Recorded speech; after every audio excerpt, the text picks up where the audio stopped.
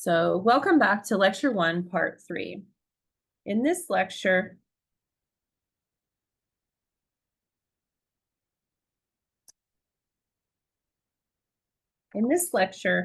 we will look at an overview of the 7 habits model and see the different components.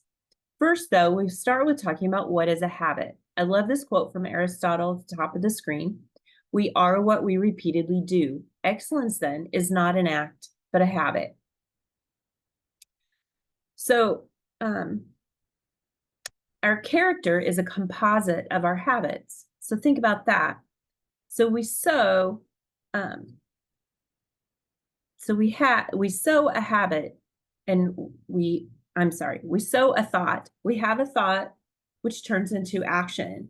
Our actions, as we do them, repeatedly reap habits, and our habits repeatedly create our character, and that character then reaps our destiny.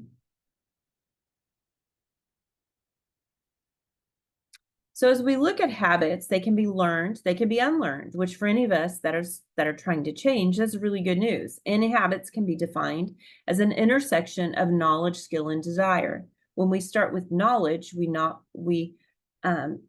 what to do, and we know why we do it. Skills that give us information about how to do something, and then desire, which I think is probably the most important, is what we want to do.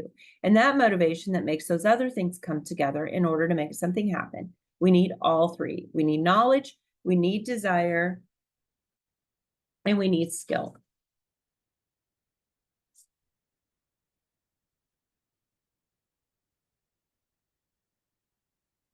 So this is the 7 habits paradigm. We can see a lot of you on the front of, we see a lot in this model.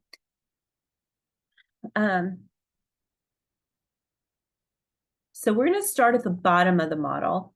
At the bottom, we have dependence. If you go to the middle, you have independence, and finally interdependence. That's part of the maturity continuum, and we'll talk about that in a minute. But first of all, let's look at the habits themselves.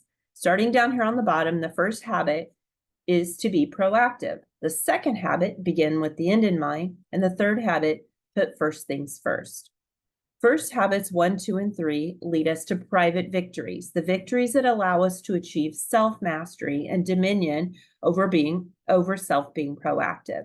This is when we really look at the fact that we're free to choose. And secondly, habit 2, begin with the end in mind. This is when we identify what is our personal mission and our goals. Habit 3, put first things first, is suggesting we act on our priorities. We've looked at what we want to be at the end of our life, and we're going to set that up and make sure that we're doing things that lead us to that destination that we want. Then we move to habits 4, 5, and 6. These are public victories, and these are the victories that allow us to achieve success or effectiveness with other people. Habit 4 is think win-win. This is where we look for alternatives that allow everybody to win. That's not an easy thing. It's not referring to the idea of everyone gets a trophy.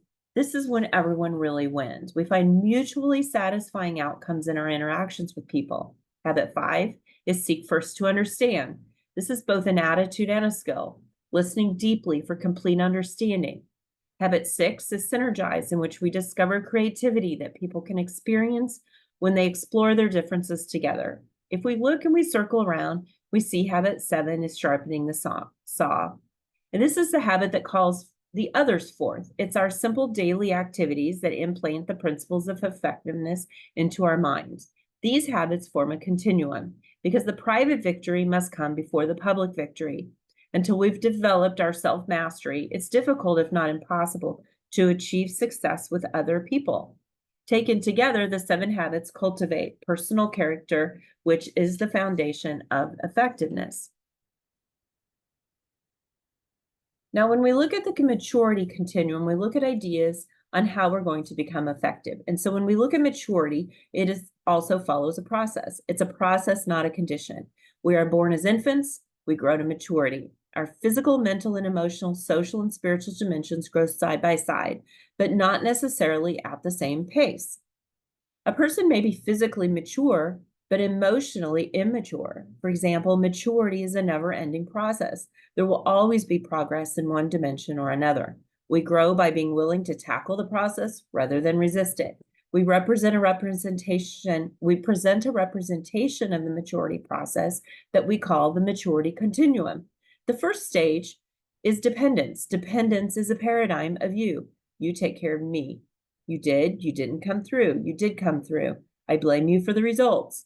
We begin life as dependent infants, and in some ways we may remain dependent even as adults. We may rely on other people to make certain decisions, for example, or we may look to them for confirmation that we are accepted. Being dependent keeps us from causing results. We may expect results to be caused for us. We may blame others when things go wrong. We may try to change people by making them feel guilty. We may be unhappy with the general quality of our life and seek happiness in unproductive or even hurtful activities. All of these things keep us from being effective. The second stage of the maturity continuum is independence. And independence is in the paradigm such as I can do this, I am responsible, I can choose. We move a step forward or a step closer to effectiveness when we learn to be independent.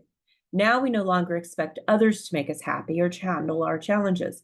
We work out an internal sense of security and self-worth, and we discover that productive living makes us happy. Finally, the third stage of the maturity continuum is interdependence. Being independent isn't completely fulfilling, nor does it allow us to be completely effective. So the interdependence, this paradigm of how we can do it, we can cooperate, we can combine our talents, we can combine our abilities, create something greater together. They're just social and political aspects to life. They're goals that we can't achieve by ourselves. As we discover these limits of independence, we can move into this third stage of interdependence. When we're interdependent, we work cooperatively with other people. We seek their welfare as well as our own, and we can discover that simple math, that people working together multiply their abilities in ways that cannot be explained by simple mathematics. We experience both the emotional richness of close interpersonal relationships and the practical rewards of teamwork. Interdependence completes the maturity continuum because it allows us to be effective and fulfilled in every area of life.